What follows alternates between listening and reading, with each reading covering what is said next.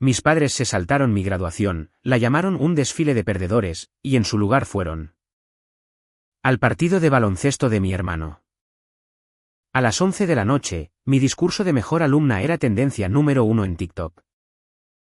Cuando llegaron a casa, lo pusieron en la televisión y se quedaron petrificados al ver al hombre sentado a mi lado. Papá susurró, Espera, es ese. Cariño, no vamos a ir. Las togas y los birretes son un desfile de perdedores. Mi madre dijo eso la semana antes de que yo subiera al escenario de Stanford como mejor alumna de Ciencias de la Computación. Durante 5 años. Ella había drenado silenciosamente el fideicomiso universitario de mi abuela fallecida. Más de $180.000 para pagar los entrenadores de baloncesto de la AU de mi hermano de 17 años. Entrenadores que ningún ojeador había venido a ver en 18 meses. Ella no sabía que yo lo sabía. Mi padre tampoco. Jordan tampoco. Pero el hombre a mi lado en la graduación lo sabía. También el abogado del fideicomiso. Quien entraría en su cocina a la mañana siguiente con una orden judicial de Sacramento. Yo había estado en silencio durante 9 años. Para las 11:00 de esa noche, mi discurso era tendencia número 1 en TikTok. Y mi padre susurraría una frase en una habitación que ya no le pertenecía. Esa frase le costó una casa en el lago. Si esto ya te está golpeando en el pecho, tómate un segundo para darle me gusta y suscribirte. Y deja tu ubicación y hora local en los comentarios. Me encanta saber desde qué parte del mundo estás escuchando. Soy Wanda, tengo 22 años. Y esta es la historia de la semana en que mi madre llamó a mi graduación un desfile de perdedores y se despertó para descubrir que el fideicomiso que había estado saqueando tenía una cláusula que nunca leyó. Volvamos 2 meses atrás a la mañana en que mi prometido me pidió que mantuviera un secreto. Owen me propuso matrimonio un sábado al pie del faro de Point Penos en Pebble Beach. La niebla era tan espesa que no podíamos ver el agua, solo escucharla. Él no se arrodilló. Simplemente se quedó allí con las manos en los bolsillos de su abrigo y dijo muy suavemente: ¿Me permitirías hacer esto oficial antes de que el mundo descubra quién eres? Dije que sí antes de entender a qué estaba accediendo. Eso fue un problema porque me había estado preparando durante casi una década para asegurarme de que el mundo descubriera quién era yo en mis propios términos y en un día muy específico. Necesitaba que la graduación llegara primero. Necesitaba que la boca de mi madre se comprometiera una vez más, frente a testigos, con la versión de mí que ella había construido en su cabeza. La hija callada que era útil para las tareas, predecible para la culpa, invisible para la herencia. Esa versión de mí tenía que existir públicamente hasta el momento en que no lo hiciera. Owen lo entendió. Siempre lo entendió, incluso cuando yo no podía decirlo. Él dijo: lo mantenemos en secreto durante 2 meses. Luego me siento en la primera fila en Stanford. Luego entramos en su cocina. Le pregunté si estaba seguro de querer entrar en esa cocina. Él dijo: he querido entrar en esa cocina durante 6 años. Debo explicar lo que quiero decir con su cocina. Crecí en Folsom, California, el tipo de suburbio donde cada cuarto martes alguien pone un cartel para pruebas de equipos de viaje y finge que el niño en cuestión es él. Próximo LeBron. Mi padre, Ayes Rivenberg, poseía. Debería decir, una pequeña correduría de seguros en un centro comercial en Sunrise Boulevard. Mi madre, Eileen, solía ser animadora en Folsom y nunca dejó de comportarse como la chica más bonita de la habitación. Mi hermano Jordan es 5 años menor que yo. Desde el día en que Jordan pudo agarrar una pelota de baloncesto, él fue la religión de la familia. Yo era el banco de la familia. El lugar donde te sentabas a verlo. Nadie lo dijo en voz alta. Pero tengo los recibos. Cuando tenía 12 años. Mi madre olvidó mi cumpleaños porque Jordan tuvo su primer día de entrenamiento clínico en las instalaciones de Roseville. Me senté en la cocina a las 6:00 de la tarde con una corona de papel hecha en la escuela en mi cabeza y un ravioli congelado en un plato, esperando. La puerta del garaje se abrió a las 9:00. Mi madre entró sonrojada y sonriendo. Miró la corona de papel y dijo, «Oh, cariño. ¿Te divertiste hoy?» Luego dejó una camiseta de los Roseville Rams en el mostrador, todavía en la funda de plástico. Y dijo, «Mira qué talla le hicieron». Quería asegurarme de que quedaran suficientes de su talla antes de venir a casa. Me quité la corona de papel. La tiré a la basura. Ella no me vio hacerlo. Estaba en el fregadero enjuagando la etiqueta de la camiseta. Cuando tenía 14 años. Mi padre le dio a Jordan un par de Air Jordans de $500 y me deslizó una tarjeta de regalo de Starbucks de $15 por la mesa. Resoplidos dijo, «Ve a buscarte algo. ¿Te gusta ese café elegante?» Nunca había comprado un café en mi vida. Bebía agua del grifo. Yo era la que ahorraba el dinero de la casa. Tenía un pequeño cuaderno en mi habitación donde rastreaba nuestra factura de electricidad en comparación con la configuración de nuestro termostato porque había descubierto que si configurábamos el aire acondicionado 2 grados más alto por la noche, ahorrábamos alrededor de $30 al mes. Se lo presenté a mi madre una vez. Ella dijo, «Ese es un lindo pasatiempo, cariño. Deberías aprender a hacer uñas en su lugar. La gente te paga por las uñas». Cuando tenía 13 años.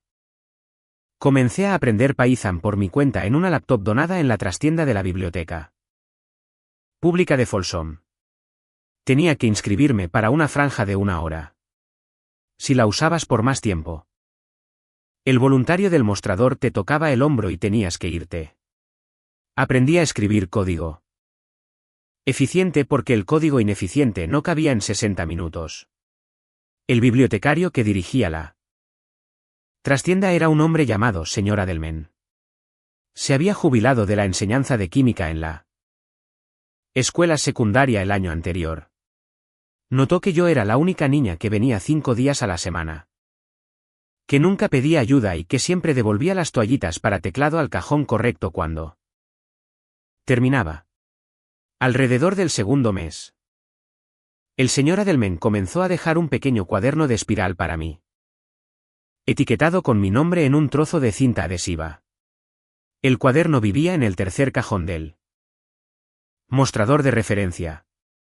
Nunca le dijo a nadie más que existía. Dentro del cuaderno había escrito, con su fina letra de lápiz, cosas para leer cuando la hora termine. Me había copiado a mano los nombres de trabajos y artículos. Opfiel. Hinton, Tucky. Los leía en el autobús de regreso a casa. Mi abuela, Adelaide Marston, era la única persona de mi familia que se daba cuenta. Cada vez que iba a su casa, me ponía un vaso de leche fría delante y me preguntaba, ¿qué construiste hoy? No, ¿cómo va la escuela? No, ¿cómo está tu madre? ¿Qué construiste hoy? Tenía 81 años y hacía la pregunta correcta. Yo le contaba lo que había construido. A veces era algo pequeño. Una función que tomaba una lista y devolvía solo los números primos. Resoplidos a veces no era nada. Solo un bucle. Yo estaba orgullosa de ello. Ella asentía y me pedía que le explicara la lógica. Había sido paralegal durante 40 años y su cerebro era una cuadrícula limpia. Señalaba un paso en mi explicación y decía, ahí, esa parte. Escondiste el trabajo en esa parte. Sácalo. Siempre tenía razón. No me adulaba. Tampoco era condescendiente. Me trataba como a una colega, y nunca antes en mi vida me habían tratado como a una colega. En su cocina tenía una pequeña planta de jade en el alféizar de la ventana. Cada domingo limpiaba el polvo de las hojas una por una con un cepillo suave. Decía que la planta había sido de su madre. Decía que la planta era más vieja que mi madre. Decía: un día será mía. Le pregunté si debería regarla a veces. Dijo: no, cariño. El día que la riegues es el día en que yo ya no esté. La regué por primera vez el 9 de noviembre de 2018, en noviembre de 2018. Mi abuela sufrió un derrame cerebral.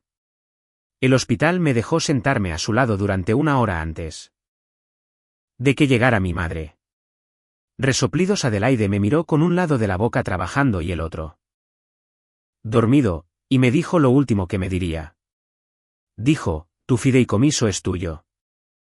No dejes que tu madre lo toque. Si lo toca, llama a Esme. Yo tenía 15 años. No sabía quién era Esme. No sabía lo que era un fideicomiso. Asentí. Porque ella necesitaba que asintiera. Murió a la mañana siguiente. En el funeral. Mis padres pasaron toda la recepción buscando a Jordan. Se había ido a la mesa de donas y estaba sentado en el suelo comiendo azúcar en polvo directamente de la caja. Mi madre dijo: míralo. Está tan devastado. Él tenía 10 años. Estaba comiendo una dona. 2 meses después. En enero de 2019. Mi madre trajo una pequeña pila de papeles al mostrador de la cocina mientras yo desayunaba. Dijo: cariño, firma aquí. Es solo para que podamos liberar algo del dinero de emergencia de la abuela para la clínica de primavera de Jordan. Firmé donde ella señaló. Tenía 15 años. Eran $20,000. No supe eso hasta casi 6 años después. Tenía 15 años. Solo sabía que mi abuela me había dicho una última frase. Aún no había comprendido por qué tenía que decirlo. En los meses entre el funeral de mi abuela y el verano siguiente, cambié. No ruidosamente. Simplemente dejé de esperar nada. Dejé de pedirle a mi madre útiles escolares. Compré mis propios cuadernos de composición en la tienda de $1 con el dinero que ganaba paleando las entradas de los viejos vecinos. Dejé de leer en la mesa del comedor porque mi padre me había dicho que leer hacía que mi cara pareciera mala. Leí en el lavadero con la puerta cerrada. El secador encendido me cubría de cualquiera que llamara mi nombre. El verano que cumplí 16 años. Mis padres llevaron a Jordan en avión a un escaparate nacional de la AU en Atlanta. El viaje costó poco menos de $30,000. Mi madre les dijo a los vecinos que era un evento al que asistían ojeadores. No lo era. Era un torneo de inscripción. Cualquiera con una tarjeta de crédito y un hijo menor de 18 años podía participar.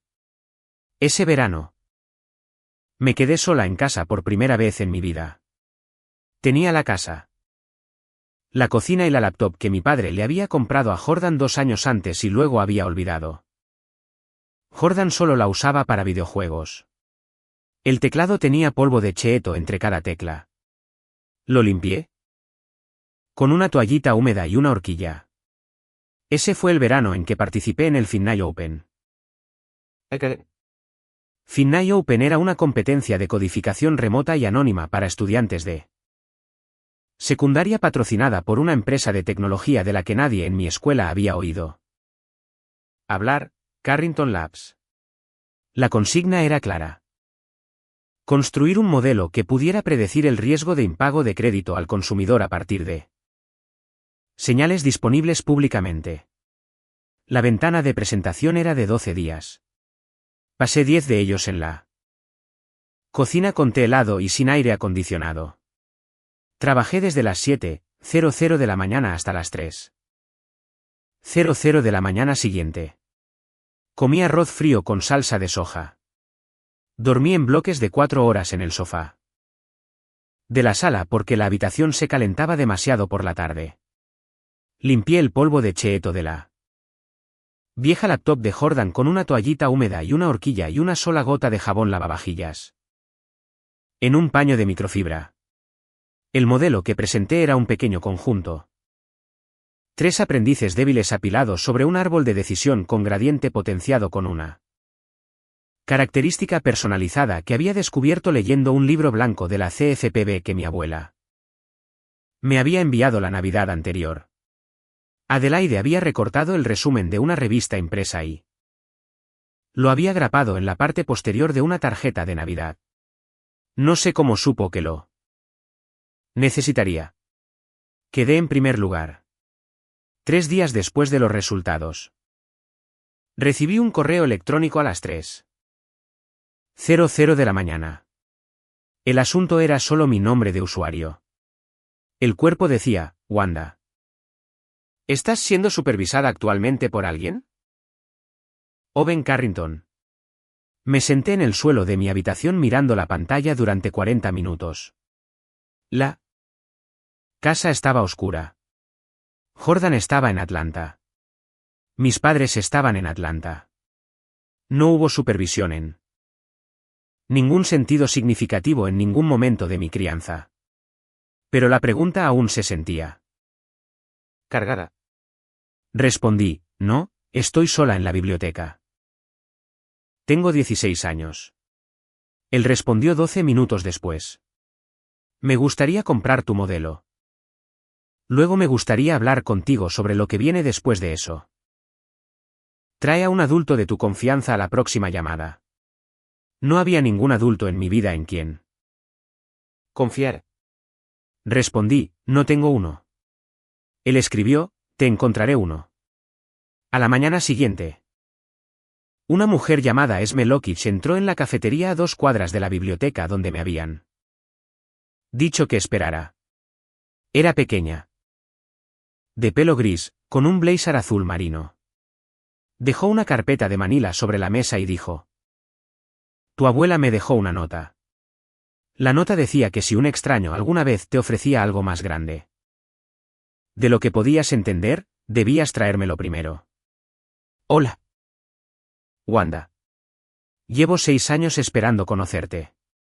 Casi lloro. No lo hice. En cambio, le pregunté cuánto tiempo conocía a mi abuela. Ella dijo, yo era una junior en su firma en 1976. Ella me entrenó. Me abrió la puerta cuando nadie más lo hacía. Cuando se jubiló, me llevé 2 de sus archivos. Los documentos de fideicomiso que había construido para sí misma y los documentos de fideicomiso que dijo que algún día necesitaría para una nieta. Me los dio 18 años antes de que tú nacieras. Le pregunté cómo sabía que tendría una nieta. Dijo que no lo sabía. Los construyó de todos modos. Dijo que las mujeres tenían que planificar para las personas que aún no habían conocido porque nadie más lo haría. Escribí eso en una servilleta y lo puse en mi billetera. Todavía tengo la servilleta. 3 llamadas de Zoom después. Había firmado una carta de intención. Los términos eran el 18% de las acciones de Carrington Labsen. La OPV a cambio de la propiedad intelectual subyacente de mi modelo. Como era menor de edad. La transferencia real de acciones estaba programada para mi cumpleaños número 18 en mayo de 2021. Esme era mi asesora fiduciaria. Owen Carrington era mi contraparte. El contrato tenía 31 páginas. Mi madre no vio nada. Les dije a mis padres que estaba trabajando en un proyecto independiente de informática app. Mi madre dijo, eso está bien, cariño. No te quedes despierta hasta muy tarde. Te saldrán granos. Esa fue la última frase completa que mi madre me dijo ese verano. Haz una pausa. Por un segundo. Si tus padres alguna vez te dijeron que tus sueños importaban menos que los de tus hermanos, si eras la niña callada en la parte de atrás de la foto familiar. Escribe, te veo en los comentarios. Quiero saber cuántos de nosotros fuimos los que aprendimos a desaparecer en nuestras propias mesas de comedor. Tenía 18 años la primera mañana que entré al campus de Stanford y fue la primera mañana de mi vida en que pude respirar. Había ganado una admisión competitiva y una beca para estudiantes de bajos ingresos que mis padres pensaban que pagaba mi matrícula. No era así. Mi matrícula se pagaba con una distribución de dividendos anticipada de Carrington Labs Equity que mi madre no sabía que existía. Owen había configurado las transferencias a través de una LLC limpia en Delaware para que nada en mi expediente de ayuda financiera de pregrado levantara una bandera de auditoría. Mi primer año. Comí ramen en mi dormitorio. No se lo dije a nadie. Las chicas de mi piso sintieron lástima por mí. Me trajeron bagels. Las dejé. Más tarde aprendí que permitir que otras personas sean amables contigo es parte de estar bien. No se me había permitido aprender eso en casa. En casa. La amabilidad había sido una transacción con un recibo. Y el recibo siempre llegaba a su vencimiento. Mi compañera de cuarto de primer año era una chica de Idaho llamada Greer. Quería ser médica. Nunca había conocido a nadie de California. Ella ponía su mano en mi antebrazo cuando me hacía una pregunta, como algunas personas hacen. Y yo me encogí las 3 primeras veces que lo hizo. Al final del semestre. Ya no me encogía. Ella no sabía que eso era un hito. Yo no se lo dije. En junio de 2022. El verano después de mi primer año, firmé mi contrato de empleo completo con Carrington Labs. Directora de algoritmos, remoto, $185,000 al año. Más acciones de rendimiento. Tenía 19 años. Subarrendé una cama individual en una unidad de vivienda para graduados en Junípero Serra Boulevard porque nadie en mi piso habría entendido por qué no me preocupaba el alquiler. En agosto de 2024, Carrington Labs salió a bolsa en el Nasdaq. La valoración inicial fue de alrededor de $5,000 millones de dólares. Mi 18% de capital en papel valía poco más de $920 millones de dólares. Me senté en mi dormitorio y observé la campana de apertura en mi teléfono con el sonido apagado. Bebí una taza de agua caliente simple con limón. Owen me envió un mensaje de texto con una palabra. ¿Hecho? No me sentía rica. Me sentía paciente. Esa tarde. Caminé hasta un banco en el Caneats Garden. Me senté allí durante 2 horas. Observé a un hombre con una sopladora de hojas limpiar el camino entre los magnolios. Pensé en la planta de jade de mi abuela. La planta estaba en una caja en la parte trasera de mi armario envuelta en papel de periódico. La había estado llevando de dormitorio en dormitorio durante 3 años. Aún no la había puesto en el alféizar de una ventana porque aún no había encontrado un alféizar que sintiera mío. Esa noche desenvolví la planta y la puse en la ventana de la cocina de mi unidad de vivienda para graduados. Las hojas estaban polvorientas. Limpié cada una con un cepillo suave.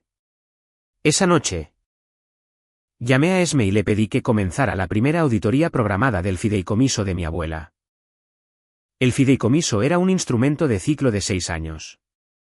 Adelaide lo había establecido así a propósito porque conocía a mi madre. Sabía que mi madre podía mantener una sonrisa durante cualquier revisión de 6 meses. Pero no podía mantener una historia durante 6 años. La auditoría era una trampa lenta.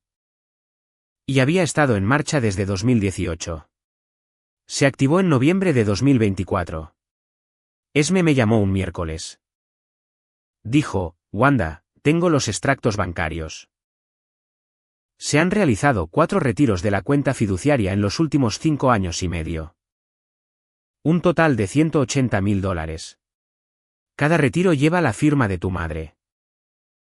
Ninguno lleva la tuya. Yo estaba en un sofá de la sala de estudio en Gates Hall. No me moví.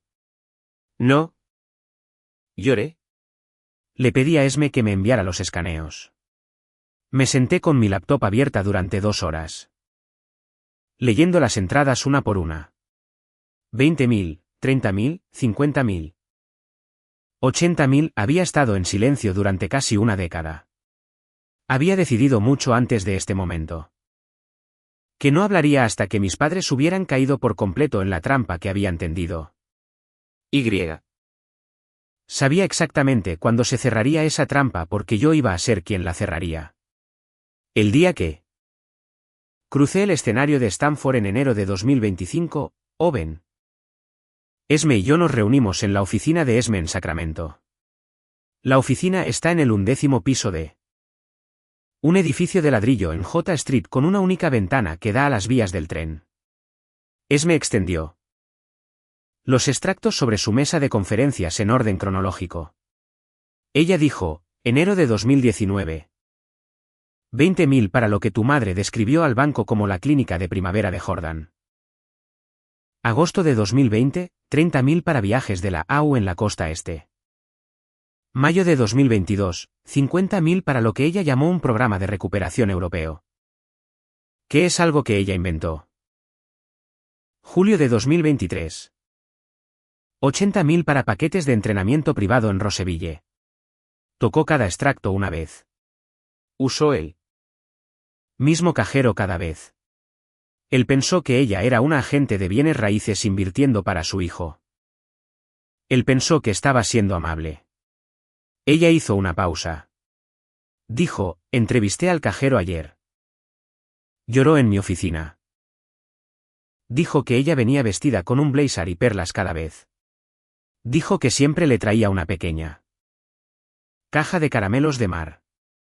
Dijo que nunca se le había ocurrido preguntar por qué una madre necesitaba retirar dinero en efectivo de una cuenta fiduciaria para un adolescente. Dijo que lo sentía mucho.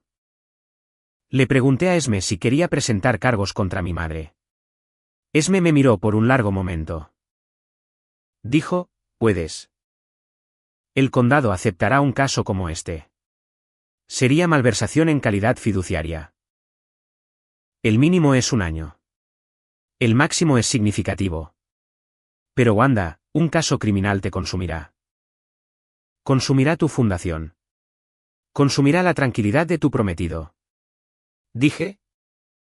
Entonces no. La recuperación civil es suficiente. Esme dijo, bien.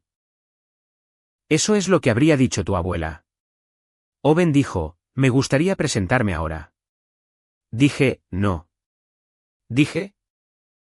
Espera. Dije. Espera hasta que lea el discurso. Esme me miró por un largo momento. Luego asintió. El mismo asentimiento que mi abuela me había dado desde la cama del hospital.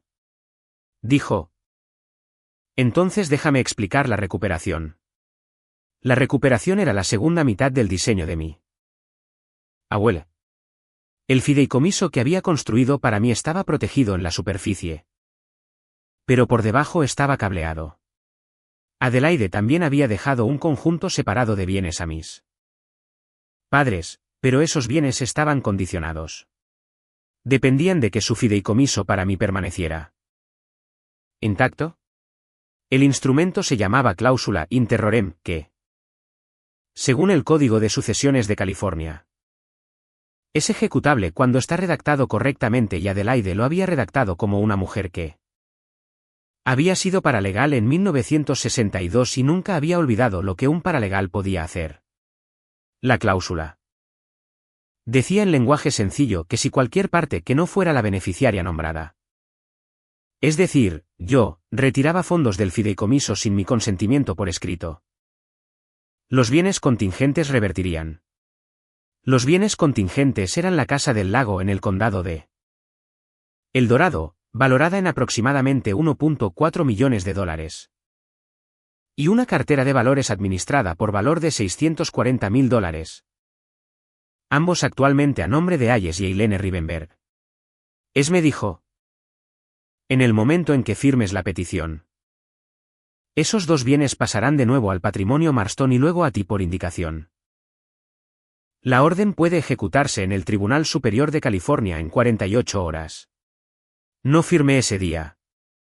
Me quedé con ello. Volví a Stanford y escribí mi discurso. Escribí el primer borrador un miércoles por la noche. Lo escribí en un bloc amarillo con un bolígrafo negro porque quería sentir la presión del bolígrafo en la página. Lo reescribí el domingo. Lo reescribí de nuevo 2 semanas después de que Owen lo leyera en un vuelo. Él escribió 3 frases en el margen y dijo, guarda esta. No la cambies. la guardé. Mientras tanto, mi madre comenzó a llamarme. No me había llamado en 11 meses.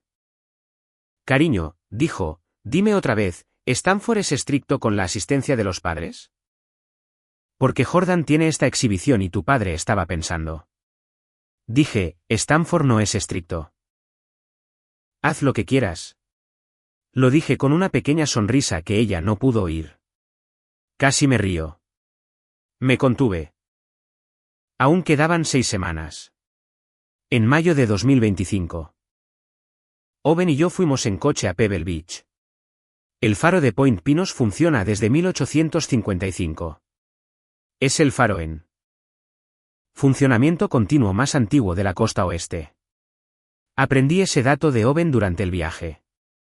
A él le gustan los datos como a algunos hombres les gusta el silencio. Llevaba un anillo. El anillo no. Era nuevo. Había pertenecido a su madre. Su madre lo había criado sola con el salario de una maestra. En el este de Pensilvania. Y había muerto de cáncer de páncreas cuando Owen tenía 24 años. Él mismo le había quitado el anillo de su dedo en el hospicio. Lo había guardado en una pequeña bolsa de terciopelo en el cajón de su escritorio durante 14 años. Dijo que el nombre de su madre era June. Dijo que había enseñado cuarto grado en un pueblo llamado Louisburg durante 32 años y que había guardado una lista de cada estudiante que había enseñado en un bloc amarillo en el cajón inferior de su escritorio. Y la lista tenía 912 nombres. Dijo que ella nunca le había pedido nada excepto que fuera amable con las personas que no podían devolverle el favor.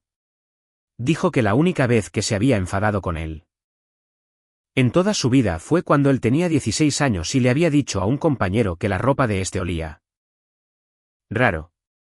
Ella lo castigó durante 2 semanas. Ella le había dicho: nunca serás la razón por la que otro niño llore por algo que no puede arreglar. ¿Me entiendes, Owen Carrington? Dijo que la había entendido. Dijo que había pasado cada día de su vida adulta tratando de ser un hombre al que ella pudiera haber presentado en su aula sin pedir disculpas. Dijo que le habrías gustado. Le habría gustado que comieras ramen en una habitación de $900 millones. Lloré. Por primera vez en esta historia. Una lágrima. Luego me detuve. Dije: quiero guardar un secreto durante 2 meses más. Él dijo: lo sé. Te he estado esperando desde que tenías 16 años.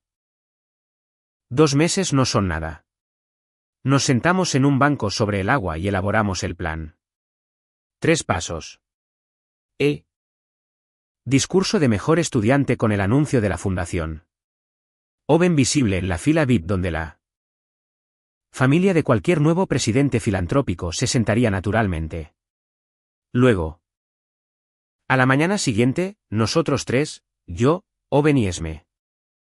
En la puerta de la casa de Folsom. Le pregunté a Owen una vez más: ¿estás seguro de que quieres entrar en esa cocina? Él dijo: he querido entrar en esa cocina durante 6 años. Por primera vez en mi vida, tuve una familia. Y esa familia no había necesitado ni un solo papel para demostrarlo. Una semana antes de la graduación. Llamé a mi madre para confirmar la logística de los asientos. La llamada duró 23 segundos. Dije: Mamá, la sección familiar abre a las 9:00. La recepción es en el Jardín de las Artes Cane a las 3. Ella dijo: Cariño, no vamos. Las togas y los birretes son un desfile de perdedores. Jordan tiene ojeadores en su exhibición, eso sí importa. Dije: ¿Qué ojeadores? Ella dijo: Cariño, ¿importa? Estarán allí. Dije: Está bien, mamá. Colgué. Le envié un mensaje de texto a Owen. Estamos en marcha. Él respondió: confirmado. Esme presentará el borrador de la petición el viernes. Eso fue un martes. Teníamos 3 días. Pasé esa noche empacando 2 maletas, una para la semana de graduación, otra para Palo Alto. Mi mudanza permanente. No anuncié la mudanza a mis padres. No habían preguntado dónde viviría. Después de la graduación. Habían asumido, creo, que volvería a casa. Conseguiría un trabajo de codificación mal pagado en Sacramento y empezaría a ayudar con los gastos de Jordan. Esa era la versión de mí que ellos habían construido.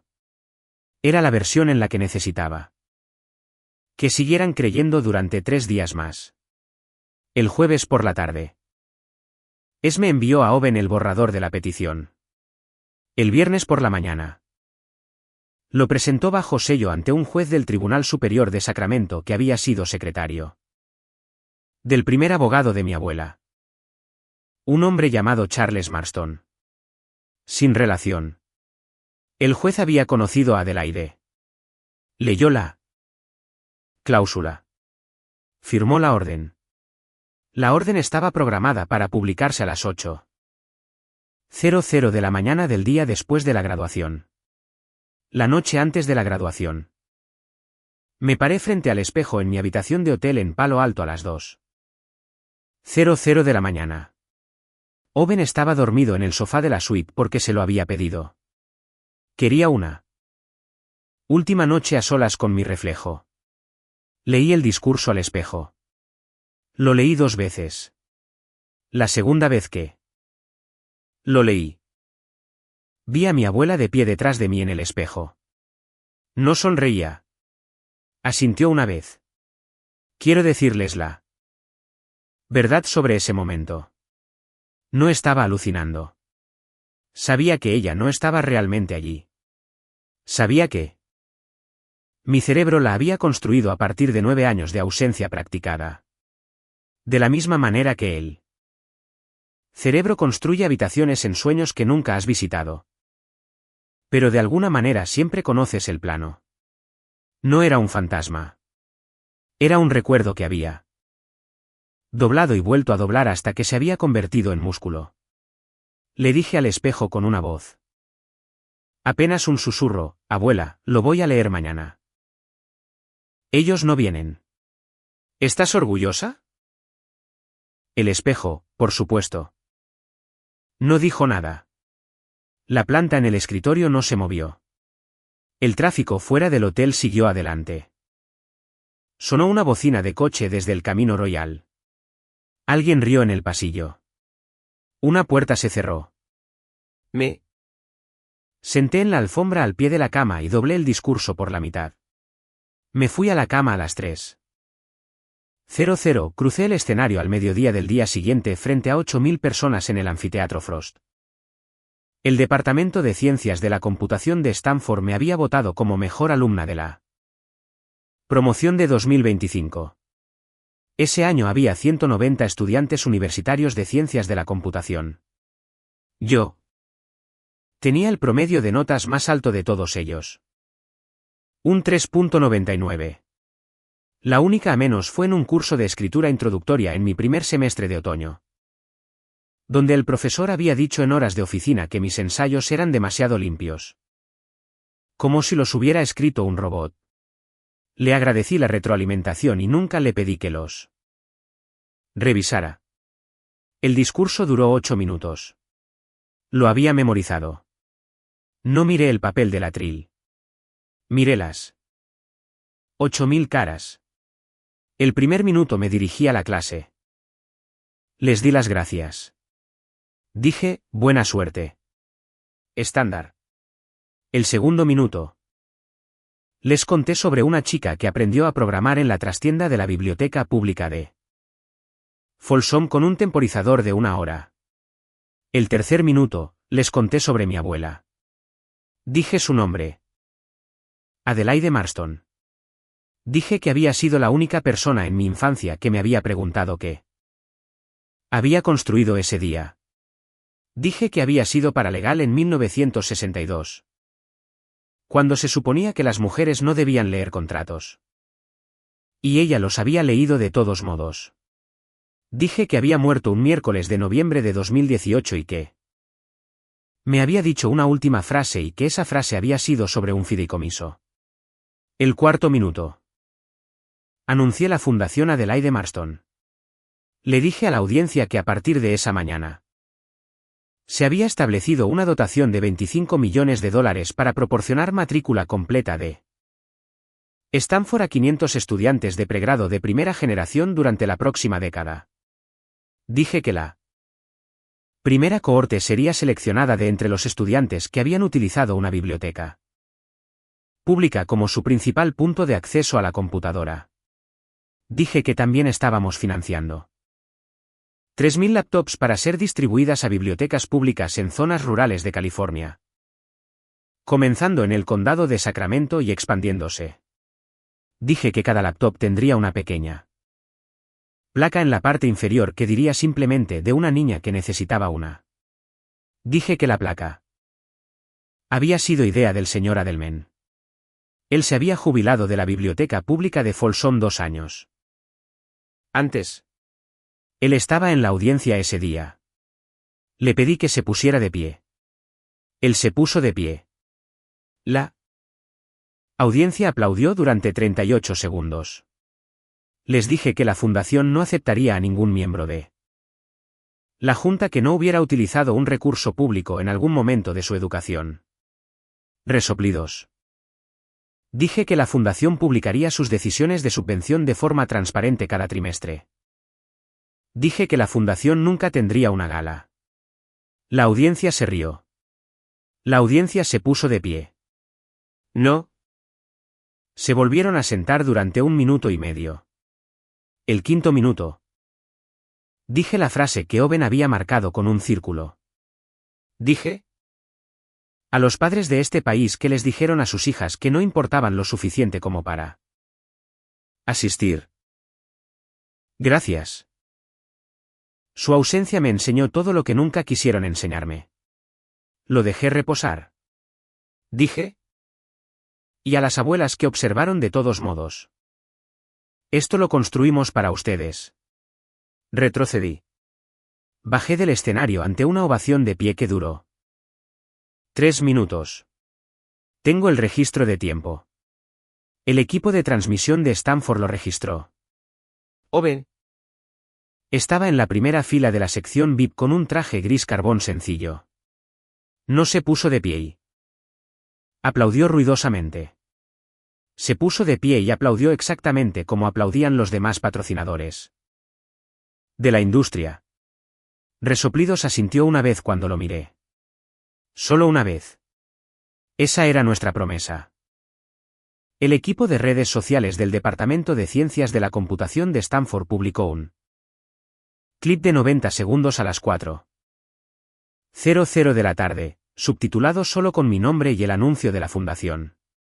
A las 6:00 de la tarde, tenía 500.000 de vistas. A las 8:00, había superado los 14 millones. A las 11:00, era el vídeo número 1 en tendencia en TikTok en Estados Unidos. Y Fox News lo había incluido en su bloque de horario estelar tardío. A las 11:00 de esa noche, mis padres llegaron en coche a la entrada de nuestra casa en Folsom. Jordan había perdido su partido de exhibición de la AU por 18-2. No había habido ojeadores. Había 35 padres y un fotógrafo del torneo que seguía apuntando su cámara al otro equipo.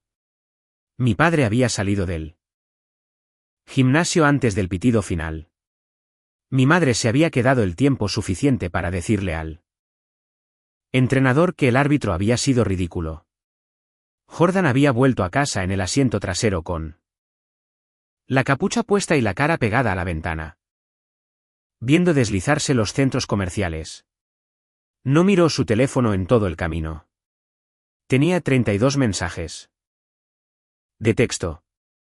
No había abierto ninguno de ellos. Mi padre estaba furioso. Mi madre estaba cansada. Jordan subió directamente las escaleras sin decir buenas noches. Mi madre entró en la sala de estar y encendió la televisión. La cadena Fox News leyó: mejor alumna de Stanford anuncia una fundación de $25 millones para estudiantes de primera generación. La pantalla me mostró. Mi madre dejó caer su bolso. Dijo muy suavemente: ¿es ella? Mi padre entró de la cocina con un vaso de agua. Levantó la vista. Dejó de caminar. Dijo: Calle. déjame oír. El clip me mostró en el atril. Luego pasó a una toma amplia de la fila VIP. Luego a una toma más ajustada. Owen aplaudiendo una vez profesionalmente como un patrocinador de la industria. Mi padre dejó el vaso de agua en la mesa auxiliar sin mirar la mesa. Falló. El vaso cayó a la alfombra. No lo recogió. Susurró: espera, ¿es ese? ¿Es Carrington? ¿Owen Carrington? Mi madre dijo: no puede ser. Muchos hombres se parecen a eso. Mi padre dijo: no, es Carrington. Reconocería esa cara en cualquier lugar. Acabo de presentar una solicitud de empleo en su fondo hace 8 semanas. Mi madre dijo: ¿qué? Mi padre dijo: Forbes hizo una portada sobre él en marzo. La pegué en la sala de descanso de la correduría. Todos los agentes de nuestra oficina han mirado esa cara durante 2 meses. ¿Es Carrington? Mi madre se sentó en el brazo del sofá. No dejó que su cuerpo aterrizara. Simplemente bajó hasta que sintió la madera. Mi padre continuó más para sí mismo que para ella. Hice una solicitud en frío. Pensé que tal vez con mi experiencia en seguros podría ayudar a la rama de su fundación a estructurar algo. La carta de rechazo llegó en 9 días. Supuse que recibían cientos de ellas a la semana. Mi madre dijo: ¿ahí es? Mi padre no respondió. Mi madre dijo: ¿ahí es? ¿Por qué estaría ella a su lado? Hubo un silencio. Mi madre miró la pantalla. Luego a mi padre. Luego a la pantalla. Ella dijo: ¿ahí es? ¿Por qué estaría Wanda sentada a su lado? Mi padre no respondió. Se sentó en el sofá. Mi madre buscó el control remoto. Apagó la Televisión. Era demasiado tarde. Sus teléfonos habían empezado a sonar a las 8:00 de la tarde. Pero ellos habían estado en el partido de Jordan y habían ignorado cada vibración. Ahora, en el sofá silencioso, ambos teléfonos se encendieron a la vez. 53 mensajes de texto de vecinos y miembros de la iglesia. El primero de una mujer llamada Marlene Halpern, que vivía a 3 casas, solo decía: cuando vuelve a casa la futura señora Carrington para vernos. Mi madre lo leyó 2 veces. Luego puso el teléfono boca abajo sobre la mesa de centro. Dijo: no entiendo. Mi padre dijo: yo sí. Quiero que hagas una pausa por un segundo porque lo que viene a continuación es la parte que se quedará contigo. A veces Lo más fuerte que les dirás a tus padres es la palabra no dicha en voz baja mientras la habitación. Observa. Si alguna vez has tenido que decir ese no. Sabes que no se trata de venganza. Se trata de dejar de fingir que puedes salvarlos de sí mismos.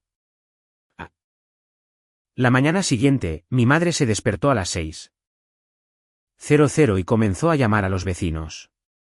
Les dijo que habría un brunch de celebración en la casa a las 11:00. Dijo que estaba muy orgullosa de su hija de Stanford. Que había sido una pequeña superdotada tan callada. Ya sabes cómo es. Dijo que había estado planeando el brunch durante semanas. Dijo que Whole Foods Catering había estado en su calendario Desde abril. Había llamado a Whole Foods Catering a las 6:15 de esa mañana. A las 10:00 de la mañana. El comedor de nuestra casa de Folsom estaba preparado para 30 personas. Había una bandeja de frutas. 2 bandejas de mini quiches, una cafetera. Una jarra de agua con gas y un pequeño cartel de cartón que decía, «Bienvenida a casa». Wanda con la letra de mi madre. El rotulador aún estaba sin tapar en el mostrador de la cocina. Cuando llegué, la tapa se había caído al fregadero. También había sacado de la parte trasera de un armario del pasillo una fotografía mía de segundo grado en un pequeño marco de madera. Nunca antes había visto el marco. La fotografía en sí no la había visto en 15 años. Me mostraba con un mono de pana amarillo sosteniendo un títere de bolsa de papel con forma de oso. Los ojos del títere estaban torcidos porque los había pegado yo misma. Estaba sonriendo. No tenía los dientes delanteros.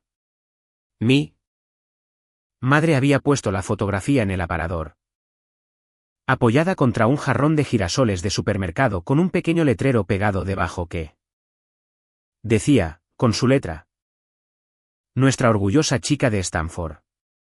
Había comprado el letrero en la tienda de $1 esa mañana. La etiqueta de precio todavía estaba en la parte trasera. Mi padre llevaba un polo nuevo de Stanford. La etiqueta todavía estaba en la parte inferior del cuello. Pude verla desde el otro lado de la habitación cuando entré. Los invitados eran una mezcla. Había 6 vecinos. Había 2 tías y un primo.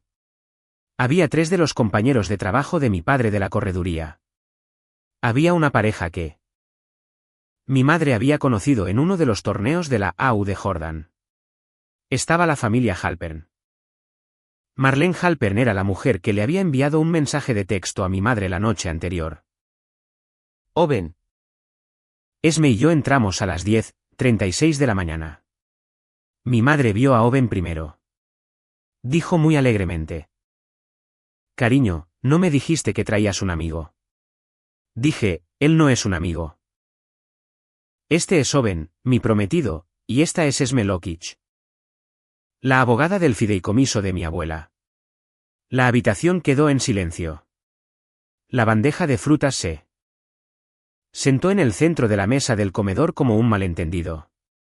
La mano de mi madre seguía en la jarra de zumo de naranja. La soltó. La jarra se deslizó una pulgada y golpeó el borde del salvamanteles. La pulpa espumó por el borde. Mi padre se levantó del sofá en la habitación contigua. Dijo, Wanda, íbamos a hacer el desayuno. Dije. Esme tiene algo que mostrarles primero. Esme colocó suavemente un maletín de cuero negro sobre la mesa del comedor, entre los quichés. Lo abrió. El maletín contenía 4 extractos bancarios. Un pequeño altavoz portátil. El documento del fideicomiso con la cláusula de recuperación resaltada en rojo y una orden judicial sellada del Tribunal Superior de Sacramento emitida a las 8:00 de esa mañana. Esme dijo, señor y señora Rivenberg. Soy la sucesora fiduciaria del fideicomiso Adelaide Marston. Estoy aquí esta mañana para informarles formalmente que el fideicomiso ha sido auditado y que se han identificado 4 retiros no autorizados por un total de $180.000. Cada retiro lleva la firma de la señora Rivenberg.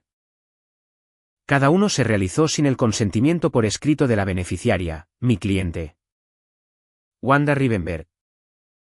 Según los términos de la cláusula interrorem ejecutada por Adelaide Marston en octubre de 2018. Los bienes contingentes que pasan al señor y la señora Rivenberg, a saber, la propiedad del lago en el condado de El Dorado y la cartera de valores administrada en Wells Fargo, se confiscan y revierten al patrimonio Marston a partir de las 8:00 de la mañana. Hora del Pacífico de hoy. Aquí está la orden judicial. Ella deslizó la orden judicial por la mesa. Se detuvo junto a la bandeja de frutas. Mi madre la miró fijamente. Mi madre dijo: Wanda, este es un asunto familiar. Dije: mamá, este es un asunto bancario. Ella dijo: eso no es justo. Eso no es justo, Wanda. Se volvió hacia la habitación. Su voz subió. Dijo: quiero que todos se vayan ahora. Marlene Halpern recogió su plato de comida y lo volteó para que la magdalena volviera a caer en la cesta. Caminó por la habitación y me puso una mano en el brazo. Dijo: Wanda, cariño, he estado esperando esta mañana desde que tenías 9 años. El verano en que tu madre te envió a mi casa en chanclas durante una ola de calor porque se había olvidado de lavar cualquiera de tus zapatos de verdad. Te compré un par de zapatillas de lona en Ples con mi propia tarjeta de crédito y le dije que las había encontrado en un contenedor de donaciones. Ella nunca me dio las gracias. Yo nunca te lo dije. Debería haberlo hecho. Apretó mi antebrazo una vez muy suavemente. Dijo: siento no haberle dicho a nadie. Debería haber llamado a alguien. Era una cobarde entonces. No seré una cobarde esta mañana. Luego se acercó a mi madre. Dejó el plato de comida en la mesa del comedor. Miró a mi madre sentada en el suelo y dijo en voz baja: Eileen, ya no eres bienvenida en mi casa. Luego se fue. Mi padre se presionó la palma de la mano contra su polo de Stanford. Bajó el estómago como si estuviera herido. Se sentó en una silla del comedor. Dijo muy suavemente: hace 8 semanas. Envié una carta de presentación a Carrington Labs, a la rama de la fundación de Owen Carrington. No obtuve una entrevista. Me enviaron un no cortés. Pensé que era un no normal. Owen dijo: era un no normal, señor. No conectamos el apellido durante 2 días. Para cuando lo hicimos, la decisión ya había sido firmada por nuestro director de recursos humanos. Su solicitud fue revisada por méritos. El mérito fue insuficiente. Mi padre no levantó la vista. Me pulsó reproducir en el pequeño altavoz portátil. La voz de mi madre salió de él. Pequeña pero inconfundible. Grabada 18 meses antes.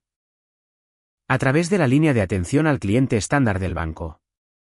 La voz de mi madre dijo: esto es para mi hijo.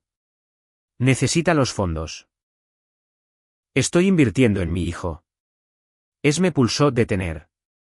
Mi madre se sentó en el suelo. Me dijo suavemente: hay una segunda grabación, señora Rivenberg, de octubre del año pasado. ¿Es más corta?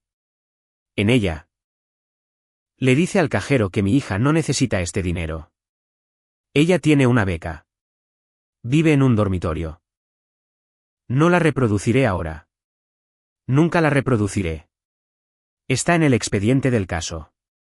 Puede leerla. Transcripción a su gusto. Mi madre se tapó la boca con la mano. Mi padre dijo muy suavemente: ¿por qué no me preguntaste, Eileen? Mi madre dijo: Ayes, hablamos de ello. Estuvimos de acuerdo. Mi padre dijo, hablamos del primero, el de 20.000. Me dijiste que lo devolverías en 6 meses. Ese fue el único. No lo sabía. No sabía de los otros 3. La habitación estaba en silencio. Mi padre me miró. Dijo, Wanda. No sabía de los otros 3. Quiero que lo sepas. Eso no cambia lo que te debo. Pero quiero que lo sepas.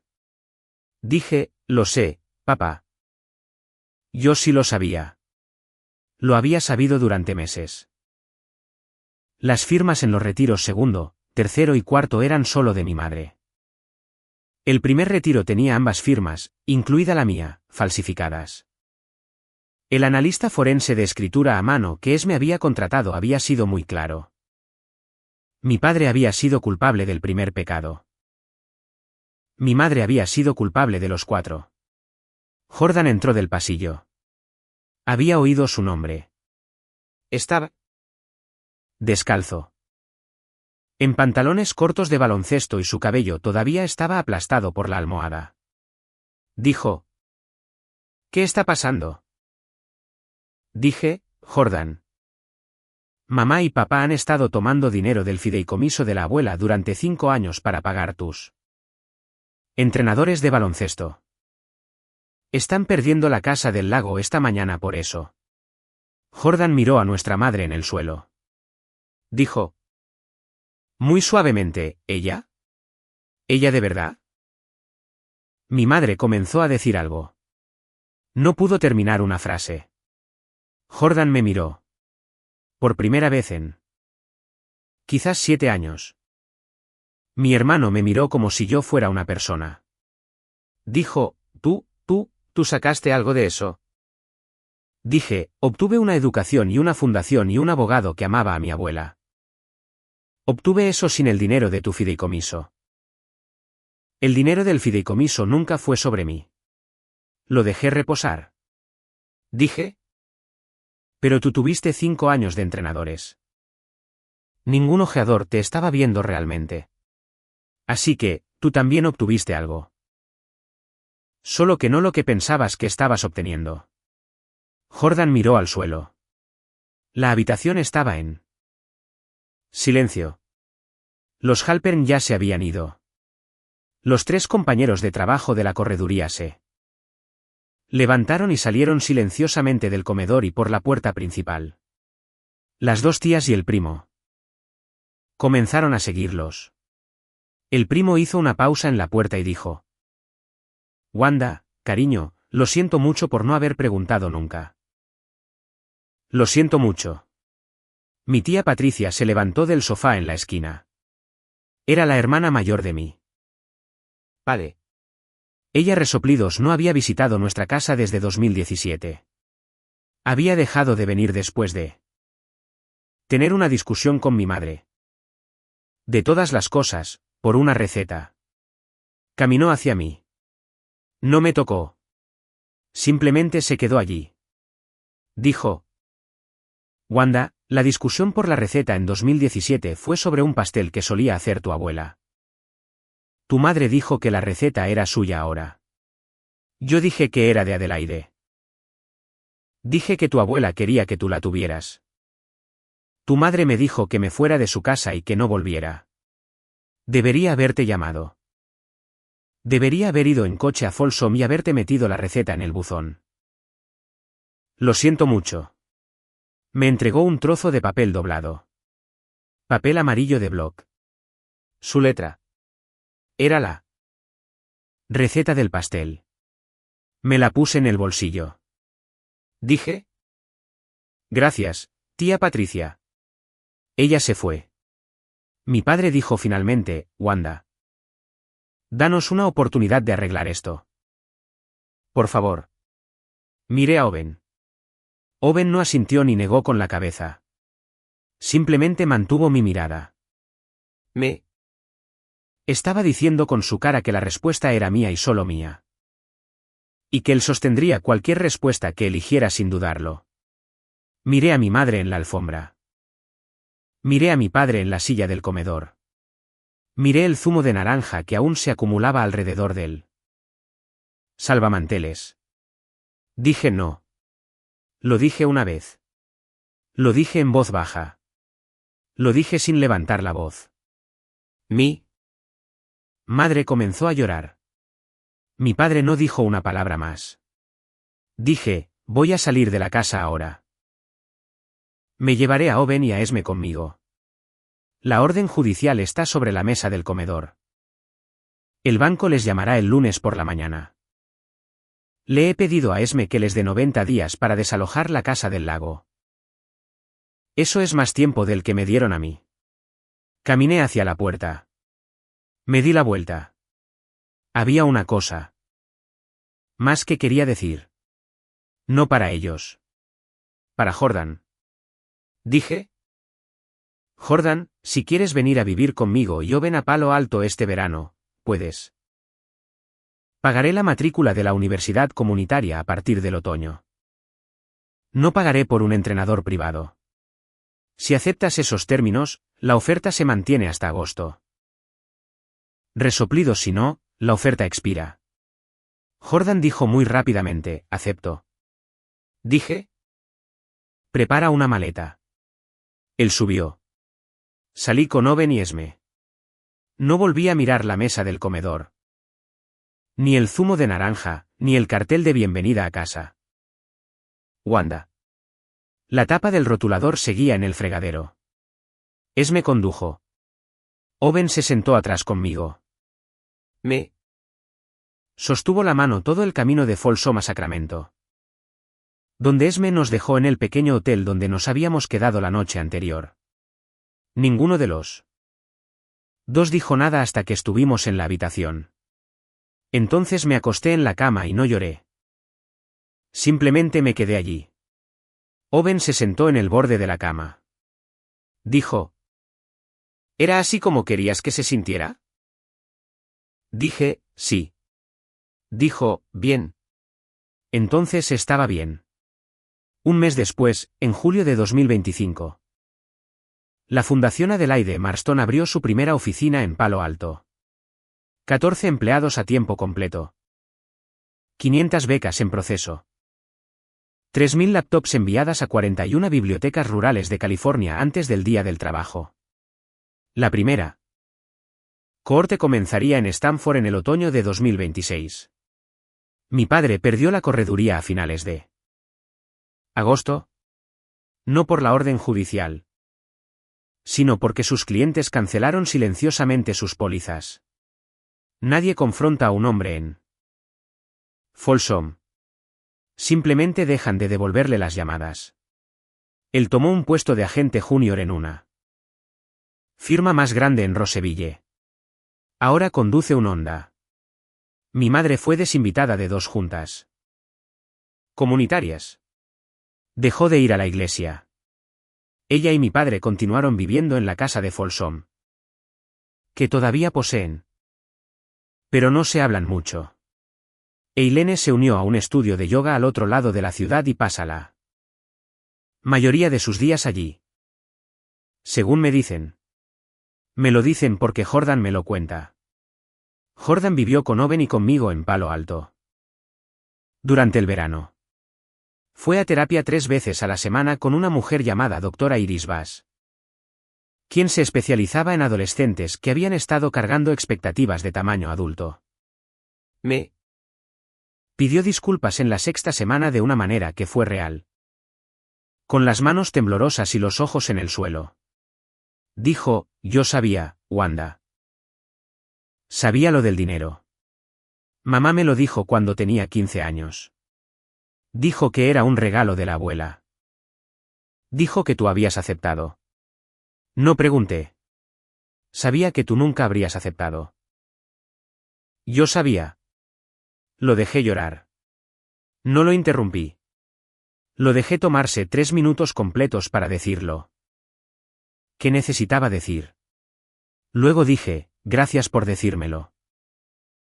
Vamos a trabajar a partir de aquí. No desde antes de aquí.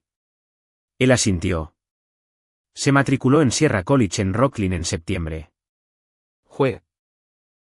Baloncesto intramural allí. Es, según todos los informes, el más feliz que ha sido desde que tenía 11 años. Me llama todos los domingos a las 6:00 de la tarde. Tenemos un orden establecido. 10 minutos mínimo. 20 máximo. Siempre usa cada minuto. Impuse un periodo de 12 meses sin contacto con mis padres. Esme. Se encarga de toda la correspondencia con ellos. Escribieron una carta en octubre pidiendo una reunión para aclarar las cosas. Le pedí a Esme que enviara un cortés acuse de recibo y que les recordara que el periodo de no contacto terminaría en junio de 2026 y que cualquier relación futura sería lenta, condicional y en mis términos. Owen y yo nos casamos en diciembre de 2025 en una pequeña ceremonia en la misión Carmel con Esme como mi testigo. Jordan me acompañó por el pasillo. Greer. Mi compañera de cuarto de primer año. Voló desde su residencia médica en Boise para ser mi dama de honor. El señor Adelman también vino. Se sentó en el segundo banco del lado de la novia. Era lo más parecido a una figura de abuelo en la Habitación. Había 19 invitados. La recepción se celebró en un pequeño restaurante en Carmel Baide. Sea donde Owen había cenado la noche en que falleció su madre. Él quería marcar el lugar. Comimos. Hollywood. Bailamos una canción. La canción era Mon River. El señor Adelman lloró. 8 meses después, en agosto de 2026. La primera cohorte de becarios Adelaide Marston se matriculó en Stanford. Había 83 de ellos en la primera clase. 12 habían utilizado la biblioteca pública de Folsom en algún momento de sus años de escuela secundaria. Una de ellas era una niña de un pueblo llamado Olivehurst. Me escribió una carta a mano en papel amarillo de bloc. La leí 2 veces. Anoche, Owen y yo estábamos en el balcón trasero de nuestra casa en Palo Alto. Las resoplidos colinas sobre Stanford estaban oscuras y el aire olía a eucalipto. Me preguntó si tenía algún arrepentimiento. Dije, solo uno. Ojalá la abuela hubiera vivido para verlo. Hice el pastel la semana pasada. El que la tía Patricia había anotado en el papel amarillo de bloc en el brunch y me había metido en el bolsillo como un regalo que había estado llevando durante 8 años. Era un pastel de café de crema agria simple con azúcar morena y nueces y suficiente cardamomo para hacerte pensar que tu boca estaba mal. Lo horneé un domingo por la tarde y lo llevé caliente a la oficina de la fundación. El personal lo comió de pie en el mostrador de la cocina. Una de las nuevas contrataciones. Una joven de Bakersfield que había sido becaria Marston en la cohorte inaugural. Me preguntó de dónde venía la receta. Le dije que la había anotado en una servilleta. Dijo que se la enseñaría a sus propios hijos algún día. Le dije que debería hacerlo. Le dije que la receta pertenecía a cualquiera que la necesitara. Ahora, creo que eso es lo que Adelaide habría querido. No había construido un fideicomiso para hacerme rica. Había construido un fideicomiso para hacerme libre. La libertad era el objetivo. La casa del lago, la cartera, la fundación. Las laptops en 41 bibliotecas rurales. Todo ello era consecuencia del simple hecho de que se había asegurado de que nadie pudiera decidir por mí el valor de mi voz. Adelaide había vivido lo suficiente para enseñarme que el silencio no es perdón. El silencio es preparación. Me había preparado durante 9 años. Cuando finalmente le dije no a mi madre, en voz baja, de pie en el comedor de la casa donde crecí, no sentí que hubiera ganado nada. Me sentí ligera. ¿Cómo te sientes cuando finalmente te quitas una mochila que no sabías que habías estado cargando durante años?